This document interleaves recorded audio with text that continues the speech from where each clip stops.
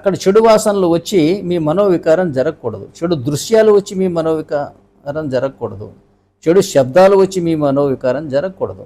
ఆలోచించుకోండి, ఉదాహరణకి మల్లెపూల వాసన వస్తే ఎలా ఉంటుంది, దానికన్నా మరీ అసహ్యమైన వాసన జరిగితే మీ మానసిక భావన ఎలా ఉంటుంది. అట్లాగే దృశ్యం కూడా, మీరు పసుపు కుంకుమ రంగులన్నీ అద్ది అందంగా ఉన్న విగ్రహం చూస్తే ఎలా ఉంది, లేదా మీరు అసహించుకోదగ్గటువంటి వస్తువు లేదా విషయం అక్కడ ఉంది అనుకోండి, అప్పుడు మీ దృష్టి ఎలా ఉంటుంది. అలాగే శబ్దాలు కానివ్వండి, చక్కటి సంగీతం వినపడితే ఎలా ఉంటుంది, కర్ణ కఠోరమైనటువంటి శబ్దాలు, తిట్లు, బూతులు వినపడితే ఎలా ఉంటుంది. నిజంగా మనం చేసేది ఇదే పని కదా. విగ్రహారాధనలో పరిశుభ్రంగా తయారవటం, భగవంతుడిని అందంగా తయారు చేయటం, రంగులు, వాసనలు, శబ్దాలు, ఇవి అన్నీ కూడా శాస్త్రబద్ధంగా ఉండేటట్టు మీరు ఏర్పాటు చేసుకుంటున్నారు. ఏర్పాటు చేసి మీరు చేసుకునే పని ఏంటి, బంధువులందరినీ పిలిచి వాళ్ళందరికీ భోజనాలు పెట్టి వాళ్ళందరినీ పలకరించి వాళ్ళందరి నుంచి బ్లెస్సింగ్స్ కోరుకుంటున్నారు.